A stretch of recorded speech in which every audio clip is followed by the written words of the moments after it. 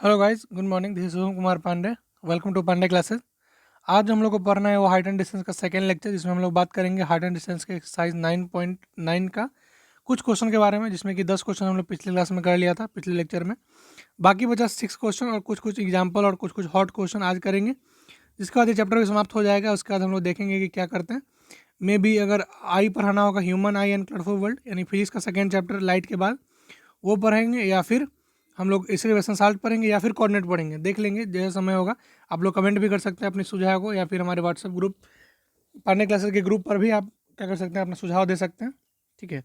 देखिए, पिछले लेक्चर में हम लोग बात की थे एप्लीकेशन ऑफ ट्रिग्नोमेट्री के कुछ कुछ बेसिक के बारे में, जैसे कि आपको हो गया line of site, angle of elevation, angle of depression. उसके बाद sine theta, cos theta, tan theta, इस सब के वैल्यू के बारे में बात किए थे। फिर हम लोग पढ़े थे कि लाइन ऑफ साइट क्या होता है, एंगल ऑफ एलिवेशन क्या होता है, एंगल ऑफ डिप्रेशन क्या होता है, इसके बारे में बात किए। उसके बाद हम लोग कुछ कुछ एक्स्ट्रा पॉइंट के बारे में बात किए कि अगर अर्थ से उसके पैरेलल हो तो उसको पैरेलल बोलते हैं। ठीक है। अगर ऑब्जर्वर आगे की तरफ बढ़ता है तो उसका जो एंगल होता है बढ़ते जाता है, एंगल ऑफ एलिवेशन बढ़ते जाता है। ठीक है। अगर हाइट ऑफ बिल्डिंग और डिस्टेंस को दोनों को बढ़ा दिया जाए तो एंगल सेम रहता है। ऐसे पढ़े थे हम लोग, ऐसा कुछ करके। ठीक। फिर हम लोग एंगल ऑफ डिप्रेशन के बारे में बात किए थे। मेनली जो आज क्वेश्चन बनाना है वो है आपको एंगल ऑफ डिप्रेशन के बारे में, बिकॉज एंगल ऑफ डिप्रेशन का क्वेश्चन एक भी हम लोग नहीं बनाए थे इसमें। होमवर्क जो आपको दिया था उसमें एक दो क्वेश्चन था एंगल ऑफ डिप्रेशन का। अगर आपने बनाया होगा तो अच्छी बात है, नहीं तो आज समझ लीजिएगा, फिर उसको बना लीजिएगा। ठीक है। नेक्स्ट देखिए, इस तरह से हम लोग क्वेश्चन डिस्कस किए थे। 9.1 का क्वेश्चन नंबर 1 2 3 4 5 6 7 8 9 एंड 10। इतना डिस्कस करने के बाद हमने होमवर्क करने के लिए दिया था। ये तो 3-4 क्वेश्चन दिया था मैंने। और आज जो पढ़ना है वो हार्ड डिस्टेंस का सेकेंड लेक्चर, जिसमें हम लोग को मेनली बात करना है। उससे पहले कुछ इंपॉर्टेंट बात है वो मैं कर लूँ। देखिए, आपको टोटल पढ़ना है 7 यूनिट। ठीक है। मैथ में जो आपको पढ़ना है वो देखिए कितना पढ़ना है, 4 5 6, हाँ 7 यूनिट पढ़ना है आपको। 7 यूनिट में एक यूनिट हो गया आपका रियल नंबर, एक यूनिट हो गया अलजेब्रा, एक यूनिट हो गया कोऑर्डिनेट ज्योमेट्री, एक यूनिट हो गया ज्योमेट्री, और एक यूनिट हो गया ट्रिग्नोमेट्री, और एक यूनिट हो गया स्टैटिक्स एंड प्रोबेबिलिटी। ठीक है। और एक यूनिट हो गया आपको मेंसुरेशन। ठीक है। इतना आपको पढ़ना है। मेनली हम लोग को जिसमें पढ़ चुके हैं जो जो उसके बारे में बात करते हैं। हमने इसमें पॉलिनोमियल पर रखा है अलजेब्रा में। ठीक है। और इस बार हो सकता है कि हम लोग ये यूनिट 3 जो कि कोऑर्डिनेट ज्योमेट्री, इसको खत्म कर देंगे। ठीक है। इसी इसी मंथ में। तो आपका एक चैप्टर 2 चैप्टर यानी कि करीब करीब 2 पार्ट। फिर उसके बाद आपका ट्रिग्नोमेट्री खत्म हो गया, इंट्रोडक्शन टू ट्रिग्नोमेट्री हो गया, ट्रिग्नोमेट्रिक आइडेंटिटीज हो गया, हाइट एंड डिस्टेंस हो गया। यानी कि हम लोग का जो यूनिट 5 है ट्रिग्नोमेट्री, वो आज खत्म हो गया। ठीक। यानी हमने यूनिट 5 का ट्रिग्नोमेट्री, और अगर हमने ज्योमेट्री कर लिया तो हमने 2 चैप्टर कंप्लीट कर चुके होंगे, जिससे कि करीब करीब 12 नंबर क्वेश्चन आपका आता है वो आपका कंप्लीट हो चुका होगा। यानी कि मैथ का 12 नंबर सिक्योर हो गया एक महीना में। तो आप समझिए कि 4-5 महीना में तो यू विल रॉक। ओके, समझ रहे हैं। और देखिए 12 नंबर वो ऊपर से पोलिनोमियल का 4 नंबर क्वेश्चन आता है, तो पोलिनोमियल ही पढ़ चुके हैं हम लोग। इसके बाद अगले महीने हम लोग करेंगे pair of linear equation, quadratic equation और अर्थमेटिक प्रोग्रेशन। यानी कि अलजेब्रा खत्म करेंगे, ज्योमेट्री खत्म रहेगा, ट्रिग्नोमेट्री खत्म रहेगा। फिर उसके बाद हम लोग बात करेंगे ज्योमेट्री के बारे में, फिर मेंसुरेशन, एंड लास्ट में real number. Because real number आप खुद से ही पढ़ सकते हैं, या फिर किसी हेल्प के लेके पढ़ सकते हैं, बुक से पढ़ सकते हैं, नहीं तो मैं पढ़ा दूंगा लास्ट में। कोई चिंता करने की बात नहीं है, इससे कोई इतना मेजर क्वेश्चन नहीं पूछा जाता है। ठीक। चलिए, और सबसे जो मज़ेदार होगा आपका होगा स्टैटिक्स एंड प्रोबेबिलिटी। इसको जो पढ़ डाला लाइव झिंगा लाला, कहने का मतलब क्या है, इससे क्वेश्चन आप बना के ही आएंगे। सर्कल हो गया और कंस्ट्रक्शन हो गया, इसे क्वेश्चन जनरली बच्चा नहीं छोड़ता है, लेकिन मैं अच्छा से पढ़ाऊंगा ताकि आप छोड़े भी नहीं। समझ में आ रहा है। ठीक। जो आपको सबसे हार्ड पड़ेगा मेरे हिसाब से, जो मेरे को पड़ा था, वो था एरिया रिलेटेड टू सर्कल, जो कि अगर आप नहीं ठीक से पढ़े तो नहीं समझ में आएगा। Trigonometric identities. ठीक है। आपका हो गया इधर से, मतलब और पीछे बात करें तो आपका इधर से मे बी मेरी तरफ से कुछ नहीं लगा था, लेकिन उसमें थोड़ा मुझको हार्ड लगता था अर्थमेटिक प्रोग्रेशन, लेकिन बाद में तो वही समझ में आ गया। बिकॉज जब मैं आप 11th में आइएगा तो अर्थमेटिक का तो अंत तक पढ़ना है। ठीक है। तो आपको समझ में आ जाएगा उस समय। ठीक। चलिए शुरू करते हैं। देखिए, क्वेश्चन नंबर 11 की बात करते हैं। 10 तक तो हम लोग कर चुके थे। 11th क्वेश्चन में क्या है उसके बारे में देखते हैं। बोलता क्या है कि a TV tower stand vertically on the bank of the canal. किसी नाली के ऊपर एक टावर का स्टैंड, टीवी टावर का स्टैंड खड़ा है। ठीक। From a point of the other bank directly upper to the tower, the angle of elevation of the top of the tower is 60 degree. देखिए, एक बैंक है उसी के सामने, जिससे कि उसका जो एंगल ऑफ एलिवेशन यानी सबसे टॉप वाला बिल्डिंग का और ग्राउंड से जो एलिवेशन बनता है वो है आपका 30 degree, sorry 60 degree. And from another point 20 meter away from this point, यानी कि जो पॉइंट है उस पॉइंट से 20 मीटर दूर और जाने पर जो एंगल ऑफ एलिवेशन होता है वो 30 डिग्री बनता है। बात समझ में आ रहा है कि नहीं। यानी एंगल क्या हो रहा है, एंगल घट रहा है, मतलब कि हम क्या कर रहे हैं, टावर से दूर जा रहे हैं। अब वो कन्फ्यूजन हो सकता है कि इस पॉइंट सी से 20 मीटर इधर बनाए कि इधर बनाए, तो आप हमेशा याद रखिए 60 से 30 हुआ है तो आपको हमेशा पीछे जाना होगा। 60 से 100 बस 100 मान लीजिए 60 से 70 हुआ रहता है तो आप आगे की तरफ शिफ्ट होते, समझ में आ रहा है? इस तरह से दिमाग लगा के थोड़ा काम करिएगा। ठीक, नेक्स्ट देखिए। ठीक, the angle of elevation of the top of tower is 30 degree. तो वहाँ से जो है एंगल ऑफ एलिवेशन कितना है, 30 डिग्री है। तो find the height of the tower and the width of the canal. तो इस हाइट, टावर के हाइट के बारे में बताइए और टोटल विड्थ के बारे में बताइए। तो मैं बता दूं एक बात, इसलिए क्या आप कर सकते हैं, इसको मान लेते हैं कि ये हमारा एक्स है। क्या है हमारा, एक्स है। तो हम लोग क्या कर सकते हैं, यहाँ से tan 60 क्या लिखेंगे हम लोग, बताइएगा। देखिए, इसको x मीटर मान लेंगे तो हम लोग लिखेंगे tan 60 इजिकल टू पी, यानी कि जो हमारा परपेंडिकुलर है, और बेस कितना माने हैं, x माने हैं। tan 60 होता है कितना है, √3 होता है। तो √3 equal to P by X. तो यहाँ से हमको क्या मिल गया कि p इजिकल टू √3x मिल गया। ठीक, इसको यहाँ पर रख लेंगे। चलिए, यानी कि आपका जो p मिला वो है आपका √3 टाइम्स x। अब देखिए, हम लोग tan 30 निकालते हैं तो क्या हो जाएगा, देखिए tan 30 इजिकल टू p कितना है, √3x डिवाइडेड बाई बेस कितना है, बेस बताइए, 20 प्लस x है ना, बेस वही माने थे 20 प्लस x, देख लीजिएगा। tan 30 कितना होता है, 1/√3 होता है, इजिकल टू दिया आपको √3x बाई 20 प्लस x। यहाँ पे क्या करते हैं, क्रॉस मल्टीप्लिकेशन करते हैं, आपको तो आता ही होगा। जब हम लोग क्रॉस मल्टीप्लिकेशन करेंगे तो क्या मिलेगा, मिलेगा आपको 20 plus X is equal to √3 into √3 कितना, 3 इज इक्वल टू 3x मिला। ठीक, अब देखिए 20 यहीं रखने देंगे, x को उधर ले जाएंगे तो क्या हो जाएगा, 3x माइनस एक्स, मतलब क्या 20 इज इक्वल टू 2x। तो x कितना हो जाएगा, 10। समझ आ रहा ना, x कितना हो जाएगा, 10। अब हम लोग x माने किसको थे, x तो इसको माने थे, ये वाला जो लेंथ था उसको, तो ये 10 मिला। टोटल कितना हो गया, 10 प्लस 20 30, यानी विड्थ कितना हो गया, टोटल ये वाला लेंथ कितना हो गया, 20 था पहले से और 10 निकाले हैं तो 30 हो गया। जब 30 हो गया तो आपको जो हाइट था वो हाइट कितना हो जाएगा, 30√3, बिकॉज एक्स माने थे उसको, √3x था वो, तो क्या हो जाएगा 30√3 आपका हाइट हो जाएगा और 30 आपका विड्थ ऑफ कैनल हो जाएगा। समझ में आया, एक बार देख लीजिए समझ में आया कि नहीं। पहले हम लोग tan 60 से ये निकाल लिए, ठीक है, फिर हम लोग tan 30 से ये निकाले, फिर रिलेशन चेक करें और फिर हम लोग बाकी जाके सॉल्व करें इसको। समझ में आया कि नहीं, एक बार फिर से देख लीजिए। ठीक है, चलिए आगे चलते हैं। देखिए, नहीं तो एक बार आप यहाँ पे भी गौर से कर सकते हैं, कोई दिक्कत नहीं है, या फिर आप स्क्रीनशॉट लेकर या फिर आप मांग सकते हैं मेरे से, कोई दिक्कत नहीं है वहाँ पे। ठीक है, चलिए, एक से आपको कितना मिल गया, 10 मीटर मिल गया, तो आपको कितना हो गया, 20 प्लस 10 यानी कि 30 हो गया क्या, width of river, width of river हो गया, सॉरी कैनल हो गया। और हाइट पूछ रहा था, तो हाइट कितना निकाले थे हम लोग, हाइट था हम लोग के पास 3x, √3x, और x कितना मिला है, 10 मिला है, तो आंसर कितना होगा, 10√3, सॉरी 30√3 नहीं होगा, 10√3 होगा, सॉरी सॉरी सॉरी। ओके, समझ में आया, आगे चलते हैं। देखिए क्वेश्चन नंबर 12, इसमें क्या कहता है कि from the top of a 7 meter building the angle of elevation of the top of cable of tower is 60 degree and the angle of depression of the foot is 45 degree, determine the height of the tower. ये क्वेश्चन काफ़ी important है और इसको हम थोड़ा समझाएंगे, थोड़ा सा ज़्यादा टाइम लगा करके, बिकॉज अगर आपको डिप्रेशन समझ में आ गया तो आप मेनली क्वेश्चन नहीं छोड़ के ही आएगा, बिकॉज एलिवेशन का क्वेश्चन तो बहुत कर लीजिएगा, डिप्रेशन का समझ में नहीं आता कि एंगल कहाँ पे बना है, मेरे को एक कन्फ्यूजन होता था, उम्मीद करते हैं आपको नहीं होगा।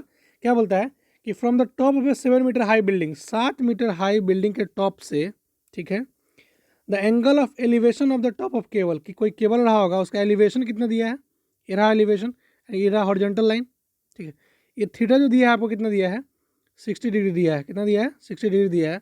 और बोल रहा है कि and the angle of depression of its foot, और उसका जो जड़ है, जड़ यानी कि जो उसका फुट है उसमें जो डिप्रेशन बन रहा है वो डिप्रेशन 45 डिग्री है। ठीक है, तो आपको डिप्रेशन क्या होगा, ये एंगल होगा डिप्रेशन 45 डिग्री, कोई दिक्कत नहीं ना, ऐसा नहीं होगा, बिकॉज आप क्या करते हैं, हम अपने टाइम में क्या करते थे, यहाँ पे लेते थे एंगल ऑफ डिप्रेशन, लेकिन एंगल ऑफ डिप्रेशन और एंगल ऑफ एलिवेशन कहाँ से लेते हैं, लाइन ऑफ साइट और हॉरिजॉन्टल के बीच में, लाइन ऑफ साइट और हॉरिजॉन्टल के बीच में। तो इसमें क्या करेंगे, देखिए जो आपका 45 वहाँ बनाए थे वो 45 वहाँ ना बन के कहाँ होगा, यहाँ पे होगा 45 डिग्री। समझ में आया कैसे, हॉरिजॉन्टल लाइन कौन रहा, ये रहा, इसी कारण से क्या होगा, यहाँ पे बनेगा। समझ में आया, चलिए आगे देखते हैं। अब क्या बोल रहा है, ये कितना था, अब पूछ क्या रहा है, determine the height of the tower, इस टावर का हाइट कितना रहा होगा, तो आप बताइए, ये 7 है तो ये कितना होगा, 7 होगा, एकदम नॉर्मल सी बात है, ये 7 है तो ये 7 होगा ना। अच्छा, इसके बारे में बात कर लेते हैं थोड़ा सा। देखिए 45, ये एंगल 45 है, आपको क्या लगता है ये एंगल कितना होना चाहिए, ये क्या है, एक मतलब इंटीरियर एंगल होगा ना, यानी जो बनता है यहाँ से ऐसा वाला ट्रेंगल इक्वल होता है, ठीक है, एडजेसेंट साइड वाला इक्वल जो होता है एंगल, ठीक है। उसके बाद उप्स, ओ माय गॉड, सॉरी, देखिए ये फिर से ड्रॉ करते हैं, वो समझ में आएगा, चिंता नहीं करिए, ठीक है। माय गॉड वाइट सो यार, चलिए यहीं पे समझाते हैं आपको, तो मेरा फिगर बनाने में दिक्कत होता है कोई कोई, चलिए यहाँ पे समझिए। देखिए ये जो 45 डिग्री है और ये 45 कैसे हुआ, एडजेसेंट एंगल से, ठीक है। अब बताइए यहाँ पे 45 को पता है, आपको परपेंडिकुलर पता है, आपको बेस निकालना है, तो बेस कैसे निकलता है, पी पता है तो tan 45 से, और tan 45 कितना होता है, 1 होता है, तो क्या लिखेंगे, tan 45 is equal to P by B, ठीक है। पी कितना है, 7 है, बी कितना है नहीं पता, tan 45 कितना होता है, 1 होता है, तो ऐसे बी कितना मिला, 7 मिला, यानी जो हमारा x मीटर था वो हो गया 7 मीटर, कोई दिक्कत नहीं ना, यानी कि बेस मिल गया 7, तो ये 7 है तो ये भी 7 होगा, ये वाला जो लेंथ है ये भी 7 होगा। अब देखिए, अब क्वेश्चन कहाँ फंस गया आप लोग, देखिए ये आपका हो गया 7, आपको ये पूछा है तो इसको मान लेते हैं y, और आपको 60 दिया है, आपको p पूछ रहा है, b दिया है, तो क्या करेंगे, साइन tan 60 यार, tan 60 इक्वल टू क्या होता है, p बाई बी, tan 60 कितना होता है, √3, और p कितना दिया है, y दिया है, और b कितना है, 7 है, तो y इक्वल टू क्या हो जाएगा, 7√3, यानी जो हाइट है वो 7√3 प्लस 7, यानी कि 7 1 प्लस √3, इतना इतना हाइट मीटर का हमारा जो है बिल्डिंग है टोटल, समझ में। देखिए यहाँ पे 7 1 प्लस √3 जितना हम बोले थे उतना ही है, आपका हाइट यहाँ पे मिल गया, समझ में आया कि नहीं आया, फिर समझाएं क्या, फिर समझाएं, देखिए समझाते हैं, समझिए, समझने की कोशिश करिएगा। ये आपको 7 दिया, ठीक है, ए एंगल 45 है, तो ये भी एंगल 45 होता है एडजेसेंट एंगल से, ठीक है।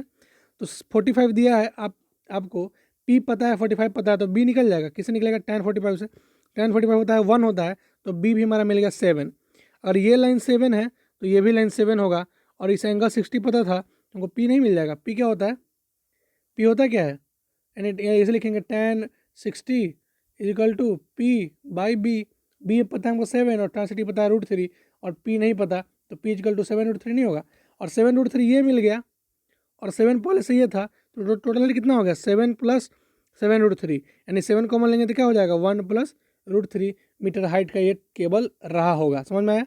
चलिए question number 13, as observed from the top of a 75 meter high light house from sea level, the angle of depression of two ships are 30 degree and 45 degree, if one ship is directly behind the other on the same side of lighthouse, then find the distance between the two ships। देखिए light house के बारे में जानते हैं, light house क्या होता है, light house एक ऐसा जहाँ से क्या करते हैं हम लोग, एक बीम देते हैं लाइट का, जिससे कि रात के समय में जो शिप्स होते हैं, यानी जो जहाज होते हैं पानी वाले, वो लोग क्या करते हैं, अपना बंदरगाह में वो अपना जगह फिक्स करते हैं, उससे उनको दिखाया जाता है कि इशारा करके कि आपको यहाँ पार्क करना है और कहाँ पार्क करने से कारण उसको बोलते हैं हम लोग लाइट हाउस। तो बता रहे हैं कि लाइट हाउस है जिससे कि एक शिप है जिसका कि डिप्रेशन बन रहा है आपको 45 डिग्री डिप्रेशन बन रहा है, और एक का डिप्रेशन बन रहा है आपको 30 डिग्री, ठीक है। इसको रुक जाइए, यहीं पे समझाने दीजिए, ठीक है, नहीं तो पेन का थोड़ा दिक्कत हो जाता है कभी कभी। चलिए देखिए, एक शिप जो है उसको देखने में उसको लग रहा है 45 डिग्री का डिप्रेशन, 45 यहाँ से होगा ना, और एक को देखने में लग रहा है 30 डिग्री का डिप्रेशन, तो 30 डिग्री यहाँ पे होगा कहीं, समझ में आ रहा है। आपको डिसाइड करना है कि 30 वाला यहाँ पे होगा कि 45 वाला यहाँ पे होगा, आप सोच के देखिए, जो दूर रहेगा उसके लिए एलिवेशन कम रहेगा, चाहे डिप्रेशन कम रहेगा, जो नज़दीक रहेगा उसी के लिए डिप्रेशन ज़्यादा रहेगा, तो आप वैसा करके लिखिएगा, समझ में आया, ठीक है। क्वेश्चन क्या पूछता है, then find the distance between the two ships, दोनों शिप के बीच का डिस्टेंस पूछ रहा है।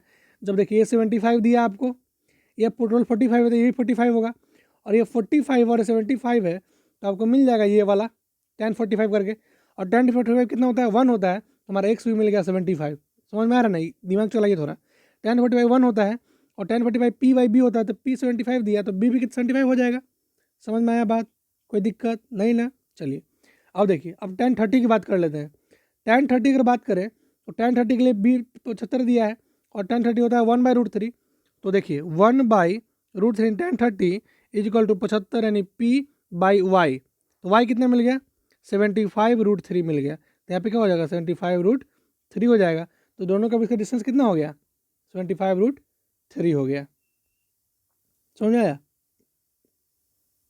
कोई दिक्कत? आगे चलें? बताइए। ठीक, चलते हैं। ओके, नेक्स्ट चलिए, यार आप स्क्रीनशॉट ले सकते हैं इसका।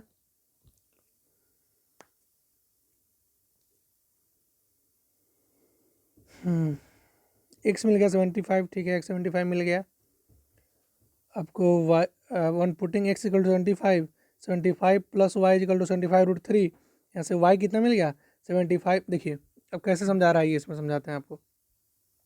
देखिए तो आपको एक्स जब निकाले थे हम लोग तो एक्स मिला था 75 मिला था। वाई कितना मिला हम लोग को, वाई मिला 75√3 मिला, ठीक है।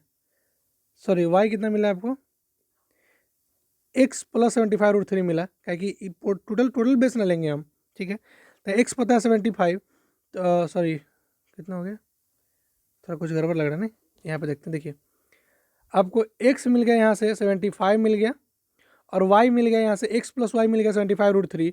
जब एक्स की जगह पर 75 डालिएगा तो वाई क्या हो जाएगा 75√3, और एक्स उधर जाके क्या हो जाएगा माइनस। जब 75 कॉमन लेंगे तो क्या बचेगा √3 - 1 बचेगा, और यही आपका डिस्टेंस बिटवीन टू शिप्स होगा। नहीं समझ में आएगा तो फिर से एक बार कमेंट करिएगा and I will deal with it. और उम्मीद करते समझ में आ गया होगा, नहीं तो आप एक बार स्क्रीनशॉट लेकर समझ के देखिए। मैं पूरी कोशिश किया हूँ कि समझ में आ जाए आपको। क्वेश्चन नंबर 14, ये क्वेश्चन आप खुद से भी कर सकते हैं, लेकिन मैं समझा देता हूँ एक बार। क्या बोलता है, ये 1.2 meter tall girl spot a balloon moving with the wind in a horizontal line at a height of 82.2 meter away from the ground. The angle of elevation of the balloon from the eyes of the girl at an instant of 60 degree. After some time, the angle of elevation reduced to 30 degree. See the figure. Find the distance traveled by the balloon during the interval. देखिए 60 degree कब रहा होगा, जब जब मान लीजिए कोई बच्चा है, ठीक है, तो उसके जो बच्चा है उसके सर के ऊपर ही अगर रहा होगा तो 60 डिग्री का एलिवेशन बनेगा। लेकिन जब दूर जाएगा तो क्या हो जाएगा, वो एंगल 30 डिग्री हो जाएगा। और गर्ल खुद 1.2 मीटर की है और टोटल डिस्टेंस 88.2 मीटर है। तो बताइए इसका कि जो बलून है कितना डिस्टेंस ट्रैवल किया होगा। सो ठीक, चलिए देखते हैं। इसके लिए मेरे को एक वाइट पेज लेना होगा, ठीक है, इसमें मैं समझा पाऊँ। ओके, यहाँ पे है, देखिए। उप्स, वेट अ मिनट, पीछे चला गया मैं, आगे जाना चाहिए था मेरे को ना। चलिए डेटा कॉपी कर लेते हैं पहले। क्या है आपका 1.2 मीटर का ये लड़की है, और टोटल 88.2 मीटर का ये पूरा बिल्डिंग ब्लॉक है। यहाँ पे उसको बनता है 60 डिग्री बनता है, और यहाँ पे बनता है उसका 45 डिग्री बनता है। इसके बारे में बताना है, देखिए समझते हैं। 30 डिग्री बनता है, सॉरी। चलिए गौर करते हैं, यहाँ पे समझिएगा। देखिएगा यहाँ पे, उप्स, एक बार समझा दूँ पहले। देखिए टोटल हाइट 88.2 है और लड़की की हाइट 1.2 है, तो ये बचा हुआ हाइट कितना हो जाएगा। टोटल 88.2 है और लड़की की हाइट 1.2 है, तो बचा हुआ हो गया आपका 87, ठीक। और जब हम लोग tan 30 निकालेंगे तो tan 30 क्या हो जाएगा, 87 दिया हुआ है और tan 30 दिया हुआ है। देखिए अलग अलग करके समझिए, यहाँ आपको 87 दिया है और यहाँ पे 30 दिया है। तो क्या आप बेस नहीं निकाल सकते हैं tan 30 निकाल के? कोई दिक्कत होगा क्या, बताइए बताइए, नहीं ना होगा। चलिए अब जहाँ से बेस निकालेंगे तो बेस आपका आएगा कितना, बना कर देखते हैं बेस कितना आएगा। tan 30 होता है कितना होता है 1/√3 होता है। P पता है आपको 87 और B नहीं पता, तो जो बेस आएगा आपका वो आएगा 87√3 आएगा। यानी कि जो हमारा जो टोटल लेंथ हो गया ये वाला पूरा लेंथ आ गया आपको 87√3 आ गया। अब बात करते हैं tan 60 का। देखिए इसका भी हाइट उतना ही होगा जितना कि इसका हाइट रहा होगा, देख रहे हैं हॉरिजॉन्टल लाइन सेम है, ये भी 87 है और tan 60 यहाँ पे है। तो tan 60 कितना होता है √3 होता है, तो ये वाला हाइट कितना आएगा, सॉरी इसका जो ये वाला बेस है इतना दूर कितना आएगा आपका, आएगा 87/√3 आएगा। जब निकालिएगा tan 60 is equal to P/B, P का वैल्यू डालिएगा 87, तो आपको जो बेस आएगा वो आएगा 87√3। तो गौर करिएगा बात कि आपका यहाँ पे देखिए एक मिल गया आपको 87√3, टोटल था आपके पास यहाँ पे क्या था, देखिए tan30 निकाले, वहाँ पे tan30 निकालने के बाद हमको मिल गया x मिल गया 87√3, ठीक है। देखिए x मिल गया आपको 87√3, ठीक है।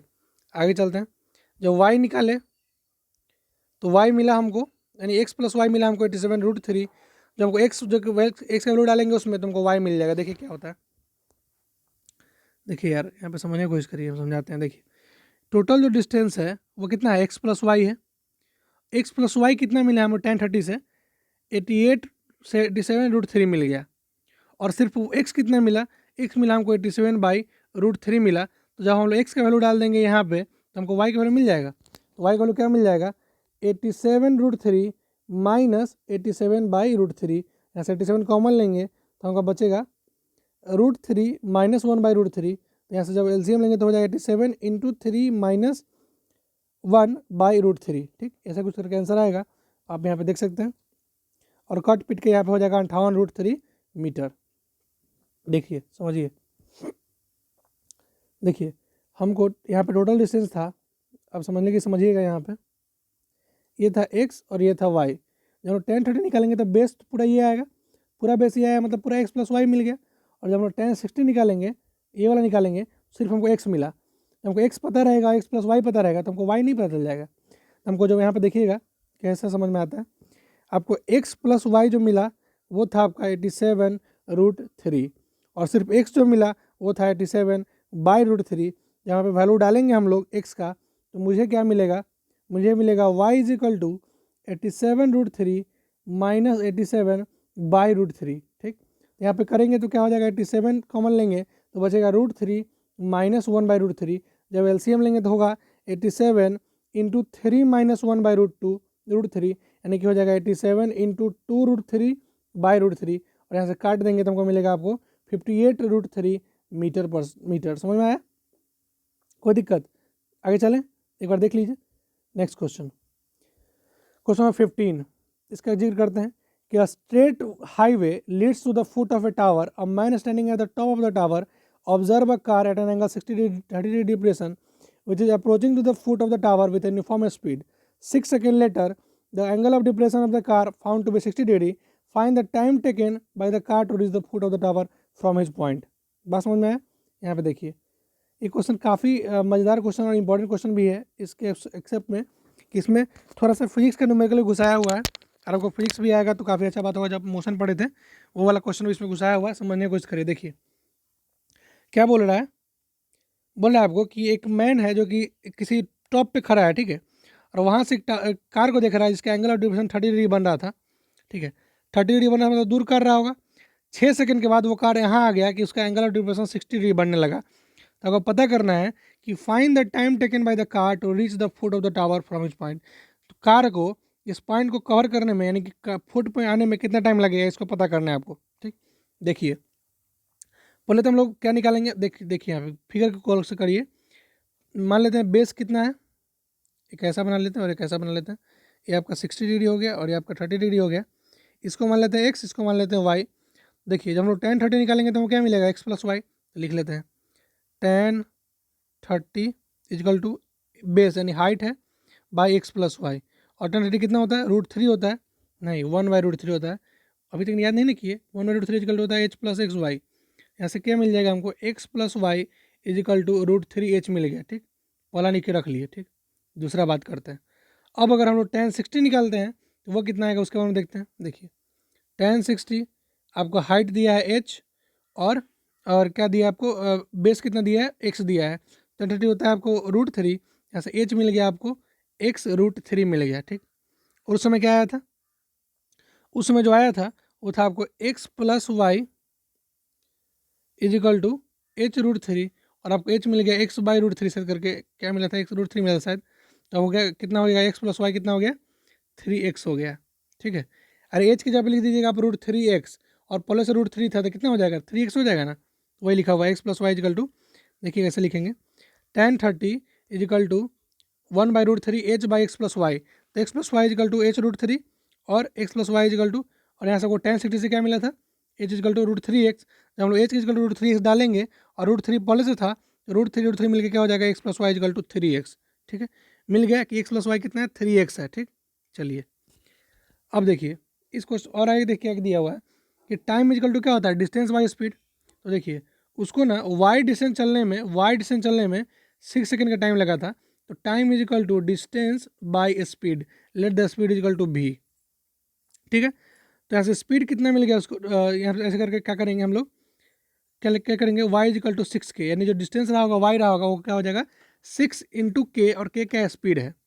अब देखिए अब x plus 6k is equal to 3x हो जाएगा, y के वैल्यू डाल देंगे तो, अरे y कितना आया था आपको, y आया था x plus Y is equal to 3k, और यहाँ से y आ गया आपको 6k, तो लिख देंगे x plus 6k is equal to 3x। ठीक, चलिए जब हम लोग वहाँ से 6k निकालेंगे तो आपको मिलेगा 2x, और x मिल जाएगा आपको 3k, यानी कि एक डिस्टेंस चलने में उसको 3 × k का समय लगता है। ठीक है, तो टाइम कितना हो जाएगा, टोटल चलना है उसको, x चलना ही है, और x कितना होता है 3k होता है, और स्पीड कितना है k होता है, तो k से k कट जाएगा, बचेगा 3 सेकेंड, यानी उसको उस पॉइंट से 3 सेकेंड लगेगा कहाँ, फुट पे जाने में। आप इस क्वेश्चन को जरूर से जरूर करिएगा, और ये क्वेश्चन काफ़ी इंपॉर्टेंट क्वेश्चन है, समझ में आ रहा है। Next question number 16, and that's the end of your chapter. इसके बाद आपका क्वेश्चन नहीं रहेगा, यानी कि आपका एनसीईआरटी का लास्ट क्वेश्चन ये क्या बोलता है कि the angle of elevation of the top of a tower from 2 point at a distance of 4 meter and 9 meter from the base of the tower and in the same straight line when it is complementary proved at the height of the tower is 6 meter. देखिए same side लिखने का क्या मतलब है, same straight line लिखने का और same side लिखने का क्या मतलब है। अगर आप मान लीजिए टावर यहाँ है तो यहाँ भी हो सकता है ना, दो एंगल, लेकिन सेम साइड लिखने का मतलब ये होता है कि एक साइड होगा। देखिए बोलता है ये कितना दिया आपको, 4 मीटर दिया, और आपको दिया 9 मीटर, आपको हाइट दिया है, और क्या दिया है आपको फाइंड करना है, prove that height of tower is 6 meter, prove करना है कि ये 6 मीटर होगा, और जब जैसे में आपको ये थीटा दिया और दिया है 90 माइनस थीटा। ठीक है, देखिए इसको कैसे करते हैं। इसके लिए क्या करेंगे हम लोग पहले तो कॉट थीटा निकाल लेंगे, क्या हो जाएगा, क्या निकालेंगे, कॉट थीटा। और कॉट थीटा होता क्या है, बेस बाय परपेंडिकुलर, यानी बेस आपका 4 है और परपेंडिकुलर एच है, तो क्या लिखेंगे, देखिए यहाँ से cot theta is equal to base यानी 4 बाई हाइट, और कॉट थीटा क्या हो जाएगा आपको 4/h हो जाएगा। ठीक है, अच्छा अब निकालेंगे कॉट 90 माइनस थीटा, कितना हो जाएगा आपको, बेस यानी कि कितना है 9 बाई हाइट। ठीक, और कॉट 90 माइनस थीटा कितना होता है, tan थीटा होता है, तो tan theta is equal to 9/h, और कॉट थीटा tan थीटा कितना होता है 1 होता है, तो लिख देंगे 4/h into 5/h is equal to 1। तो यहाँ से क्या हो जाएगा 20 is equal to h square. देखिए यहाँ पे कैसे करते हैं, यहाँ पे देखिए हम लोग पहले क्या करिए, कॉट निकालिए, कॉट थीटा निकालिए 9/h, tan थीटा निकालिए h/4। ठीक है, कॉट इंटू tan कितना होता है 1 होता है, और 1 से क्या हो जाएगा एच स्क्वायर 36, एच स्क्वायर कितना हो जाएगा 36, और एच कितना हो जाएगा 6 मीटर। बात नहीं समझ में आया ना, देखिए फिर समझिए यहाँ पे आपको कॉट थीटा निकाल लिए, कॉट थीटा क्या होता है बेस आपका कितना है 4 है, और हाइट कितना है एच है। ठीक, निकाल लिए। अब देखिए लिखेंगे क्या हम लोग, कॉट 90 माइनस थीटा वो क्या होता है बेस यानी 9 बाई हाइपोटेनस एच, ये दोनों क्या होता है 1 होता है, तो क्या हो जाएगा आपको कॉट 90 माइनस थीटा कितना होता है tan थीटा होता है, तो क्या लिखेंगे इसको, लिखेंगे देखिए लिखेंगे cot theta is equal to 4/h, और यहाँ पे क्या हो जाएगा tan theta is equal to 9/h, और दोनों कितना होता है, दोनों 1 होता है, तो 1 is equal to 36/h square, तो H square is equal to 36, तो एच कितना, एच इज इक्वल टू +/6, और माइनस यहाँ लेना नहीं है, हमको लेना है +6, तो यहाँ से प्रूफ हो गया कि एच इज इक्वल टू +6। समझ में आया, चलिए प्रैक्टिस करिएगा। तो एनसीईआरटी और जितना क्वेश्चन मैं करवाया हूँ 10-15 क्वेश्चन जो दिया हूँ होमवर्क में, उसके अलावा आपको एक भी क्वेश्चन करने की जरूरत नहीं है, इतना ही क्वेश्चन कॉन्सेप्ट काफ़ी है। नहीं तो आप प्रीवियस ईयर उठा के देख लीजिए, मैं भी कितना क्वेश्चन करीब 20-25 क्वेश्चन तो करवा ही दिया हूँ सीबीएसई बोर्ड का प्रीवियस ईयर का। आप बना के देखिए, नहीं बनता तो आप कमेंट करिए and I will deal with the solution your. Okay, देखिए पहला क्वेश्चन आज का ये रहा, स्क्रीनशॉट ले लीजिए 1 2 3 4 5। दूसरा क्वेश्चन ये रहा 1 2 3 4 5। तीसरा क्वेश्चन ये रहा 1 2 3 4 5। Next question 1 2 3 4 5 6 7 8 9 10। 1 2 3 4 5 6 7 8 9 10। और हाँ, ये जो 4 क्वेश्चन है आप इसे समझ लीजिए, लेकिन ये 4 क्वेश्चन वही बच्चे बनाएंगे जो कि पूरा के पूरा हाइट एंड डिस्टेंस और ट्रिग्नोमेट्री पे जिनको कमांड है, वही क्वेश्चन ही बनाएंगे। और आप ये 4 क्वेश्चन बनाते हैं 3 क्वेश्चन, तो आई गारंटी कि आपको हाइट एंड डिस्टेंस का क्वेश्चन में कभी नहीं दिक्कत होगा, और ना ही आपको ट्रिग्नोमेट्रिक आइडेंटिटी में। प्लीज़ नोट इट डाउन, ये 3 क्वेश्चन रामबाण है, आप इसको बना के देखिएगा, ठीक है। नहीं बने तो प्लीज़ आप कमेंट करिए कि sir question number 39, 40, 41 I don't understand what is it mean, and I will make another video for that, okay. So for PDF you can definitely join our Pandey classes group, जिसका description box में link दिया रहता है। और आप अपने channel को subscribe नहीं किया तो सब्सक्राइब कर दीजिए, और कुछ दोस्तों को जोड़ो यार, ठीक है। Share amongst your friends also, because कर भला तो हो भला, समझ में आ रहा ना। आप अगर ऐसा सोचिएगा कि मैं सिर्फ पढ़ूंगा और उसको नहीं बताऊंगा तो वो उसका कम नंबर आएगा, तो आपकी भूल हो सकती है, बहुत बड़ी भूल होगी। बिकॉज अभी 10th के बच्चों में ऐसा खास कर रहता है। मैं भी जो अपने टाइम में पढ़ता था तो बच्चे मुझे अपना नोट्स नहीं देते थे, बोलते थे कि अरे ये मेरा वो सर क्या है, डॉट डॉट सर का है, नहीं दे सकता हूँ, ये दे सकता हूँ, वो दे सकता हूँ। तो मुझे काफ़ी बुरा लगता था कि यार क्या यार, सहमति नहीं है दोस्तों में, आपस में शेयर नहीं कर सकते हैं वो लोग। अभी से इतना इतना एनर्जी है सब में कि मैं टॉप करूँगा, मैं टॉप करूँगा यार। CBSE एग्जाम सेलेक्टिव एग्जाम है, यानी कि आपको सबको पास करने देना है। होता है ना कि आप 5-5 टॉपर निकल सकते हैं। अभी मेहनत करिए ना यार, अभी निकलिएगा, ऐसे थोड़ी नहीं कि उसको आप नहीं निकलिएगा। सो आप अपने दोस्तों में शेयर भी करिए, और लाइक भी करिए, सब्सक्राइब भी करिए, ठीक है। और हाँ, अच्छा लगे तभी लाइक कीजिए, ठीक है, नहीं तो आप डिसलाइक भी कर सकते हैं अगर आप अच्छा नहीं लगे तो। एंड हाँ, शेयर करिए, सब्सक्राइब करिए, ठीक है। मिलते हैं अगले क्लास में भी, आप मिलेंगे आपसे फिजिक्स या फिर मैथ्स लेकर।